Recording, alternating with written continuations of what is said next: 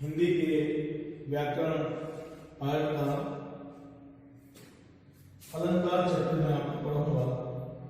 जैसा कि आपको विदित है कि हमारे बोर्ड परीक्षा में व्याकरण 16 अंक के आते हैं। इस 16 अंक में 2 अंक अलंकार, 2 अंक उसके बाद में पद परिचय, 2 अंक उसके बाद में शब्द शक्ति, 2 अंक उसके बाद में भाषा, लिपि व व्याकरण, ये 2 अंक। उसके बाद में पारिभाषिक शब्द,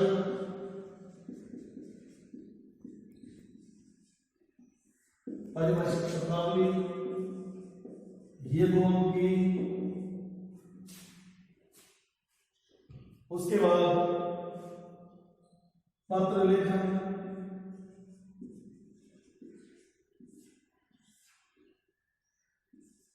जिसमें अनुशासकीय पत्र, विज्ञप्ति, ज्ञापन, आवेदन पत्र, निविदा इत्यादि, ये सभी 2 अंक हैं। इन सभी में से कोई 2 विकल्प में से एक प्रश्न आपके बोर्ड परीक्षा में आएगा और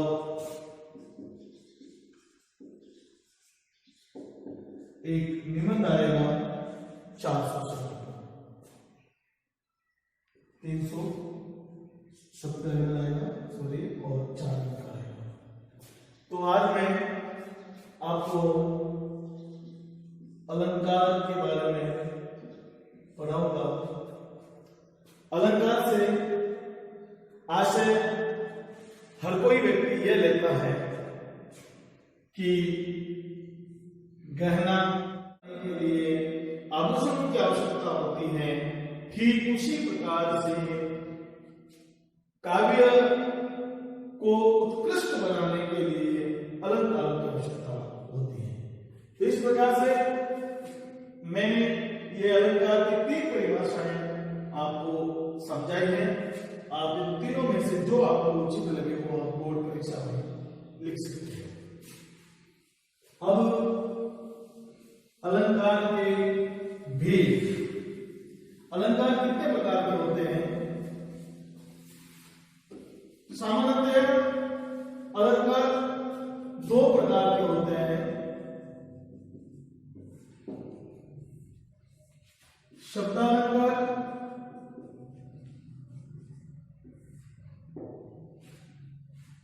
अर्थालंकार।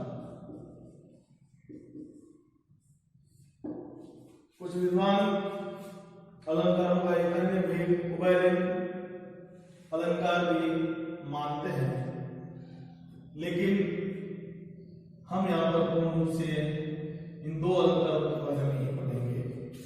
शब्दालंकार, शब्दालंकार वह अलंकार होता है जहां काव्य में शब्द पर आधारित चमत्कार उत्पन्न होता हो। जहां काव्य में शब्द पर आधारित चमत्कार उत्पन्न होता हो वहां शब्दालंकार होता है, और जहां काव्य में अर्थ पर आधारित चमत्कार उत्पन्न होता है वहां अर्थ अलंकार होता है। जैसे कनक कनक ते सोगुनी मादकता अधिकार्य।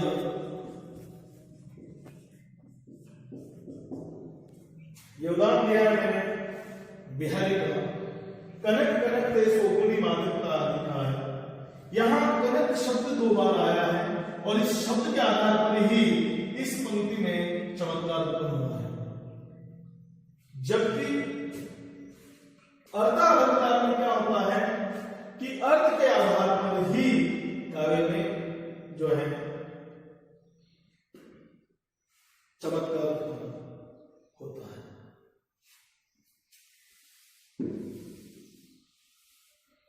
इसका उदाहरण क्या सोहत, जैसे कानन, कुंडल,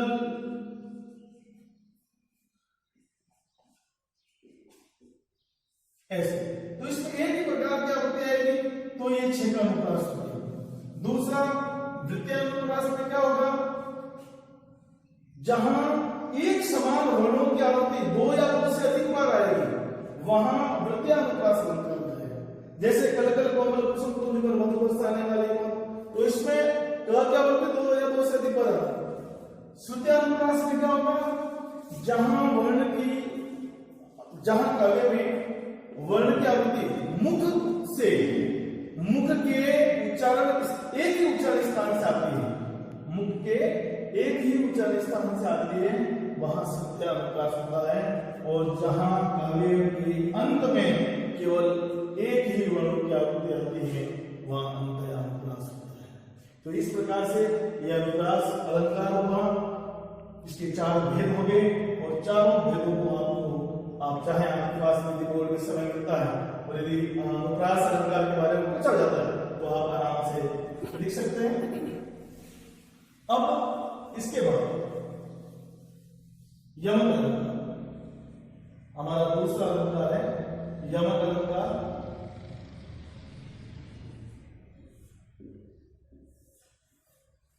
आपने देखा अनुप्रास अलंकार में वर्ण की आवृत्ति होती थी, और वर्ण की आवृत्ति बार बार होने से अनुप्रास अलंकार होता था। अब मैं पढ़ा रहा हूं आपको यमक अलंकार। यमक अलंकार की परिभाषा आप देखिए, यमक का शाब्दिक अर्थ होता है 2। जहां काव्य में शब्द की आवृत्ति 2 या 2 से अधिक बार हो, और अर्थ में प्रत्येक बार भिन्नता। जहां काव्य में शब्द की आवृत्ति 2 या 2 से अधिक बार हो और अर्थ में प्रत्येक बार भिन्नता हो, वहां यमक अलंकार होता है। यह आपकी परिभाषा होगी, और परिभाषा के साथ आपको इसका उदाहरण लिखना है। परिभाषा ने बता दी, अब उदाहरण देखिए इसका।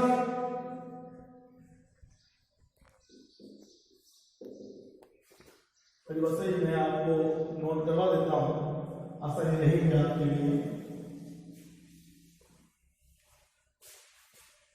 जहां काव्य में शब्द की मनोनीलमणि से पद आत्म प्रयोग, अर्थात इस दोहे के अंदर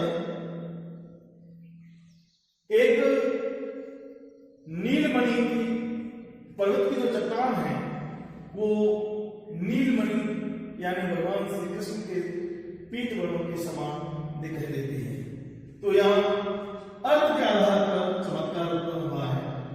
तो ये अलंकार आपके 2 प्रकार के हो गए, और इस 2 प्रकार के अलंकारों में अब एक मैंने बताया था बीच में उभयलिंग अलंकार। उभयलिंग अलंकार का आशय होता है कि जहां काव्य में शब्द और अर्थ दोनों के आधार पर चमत्कार उत्पन्न होता है, वहां उभयलिंग अलंकार। अब अलंकारों में मैं आपको ले चलता हूं सीधे अनुप्रास अलंकार की ओर।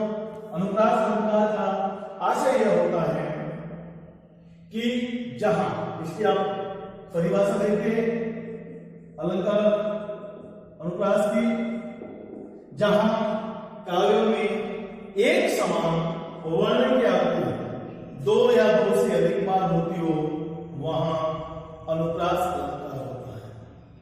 जहां काव्य में एक समान वर्णों की आवृत्ति 2 या 2 से अधिक बार होती है, वहां अनुप्रास अलंकार होता है। जैसे कलकल, कोमल, कुसुम कुंज पर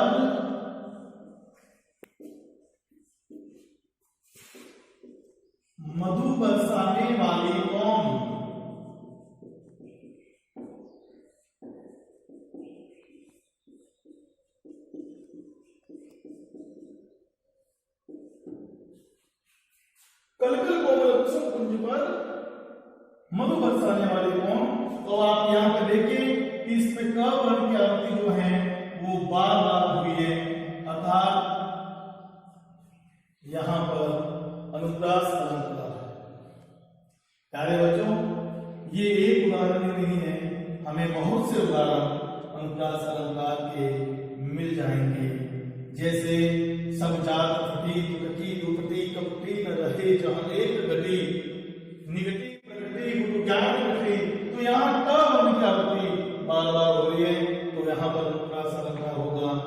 बहुत ही अच्छे तरीके से काव्य को उत्कृष्ट और रोचक बनाने के लिए ये अनुप्रास अलंकार का योगदान रहता है, क्योंकि उसमें जब एक ही समान वर्णों की आवृत्ति होती है तो उसकी लय, उसकी तुकबंदी ऐसी बनती है कि काव्य को पढ़ने के लिए हमें बहुत ही आनंद आता है।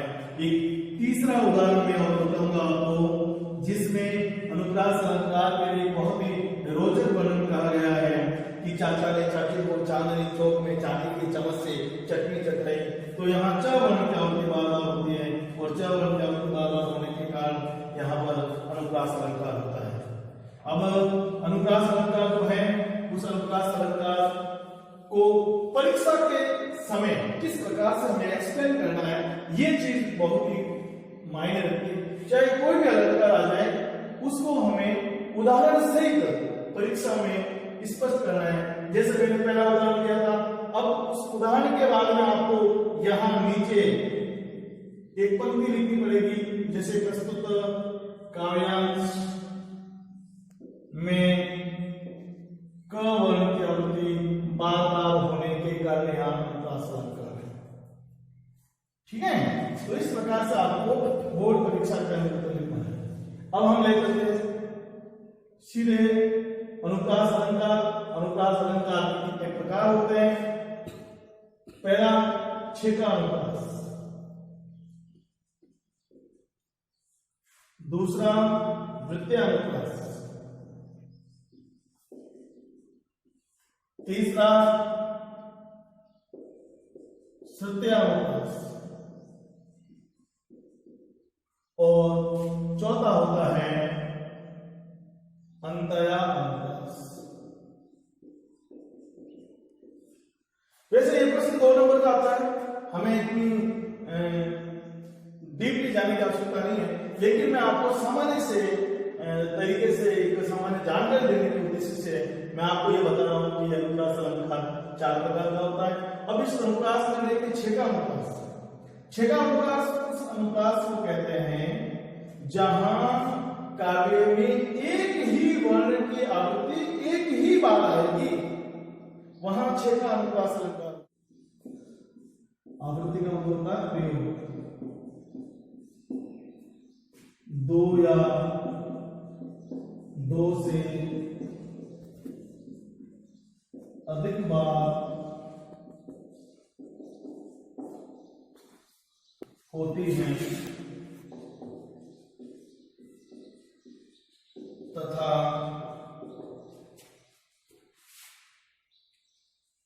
अर्थ में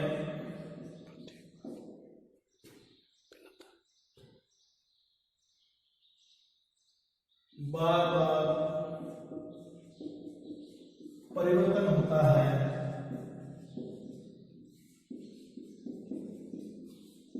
वहां यमक अनुपात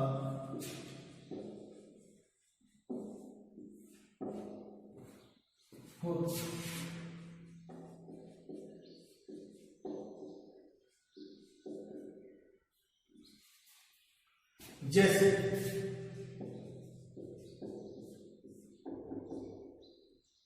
सजना है,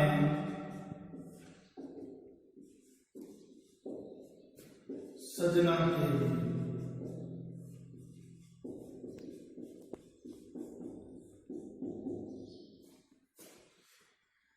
देखिए बच्चों, यहां सजना शब्द का प्रयोग 2 बार आया है। हमारी परिभाषा ये कहती है सजना शब्द का प्रयोग 2 बार आया है, और पहले सजना का अर्थ ये होता है श्रृंगार और दूसरे मतलब ये होता है पति, स्वामी। इसके भी ये एक उदाहरण नहीं, इसके बहुत से उदाहरण हैं। 3 वीर खती थी, वह 3 वीर खती। एक रहीम का दोहा भी है, पानी सरसूल, पानी गए रहो गए मोती मानस चूर। उसमें भी यमन अलंकार है। तो इस प्रकार से या आभूषण, ये हमारे भौतिक जीवन में अलंकारों का अर्थ लिया जाता है, लेकिन काव्य में अलंकारों का आशय अलग है। काव्य में अलंकारों की परिभाषा, अलंकार की परिभाषा अलग है। एक संस्कृत आचार्य दंडी के अनुसार अलंकार की परिभाषा यह है, काव्य शोभा का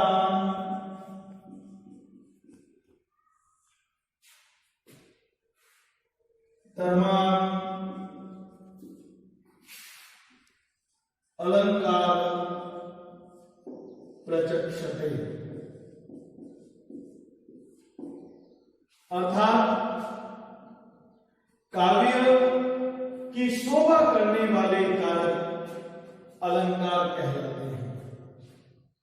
काव्य की शोभा करने वाले कारक अलंकार कहलाते हैं। ठीक इसी प्रकार से अलंकार की परिभाषा अग्नि पुराण में भी दी जाती है, और अग्नि पुराण अलंकार की परिभाषा इस प्रकार से स्पष्ट करता है कि अलंकार रहित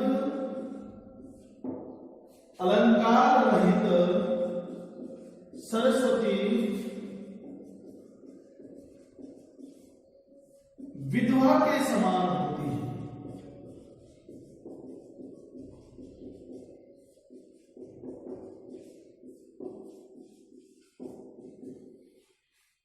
ये परिभाषा अग्नि पुराण के अनुसार मानी जाती है। अलंकार रहित सरस्वती विधवा के समान होती है। और हमारे आधुनिक हिंदी विचारक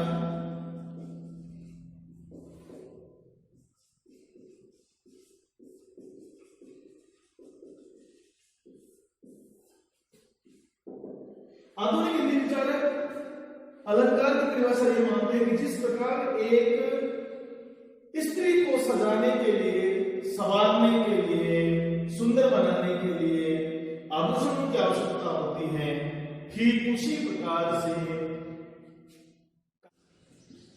हुई है।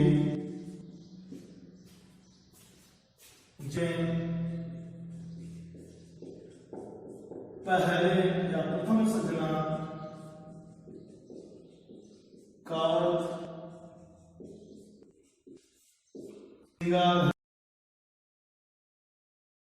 परिभाषा, उदाहरण, और फिर उदाहरण को स्पष्ट करना पड़ेगा कि यमक अलंकार इस प्रकार से है।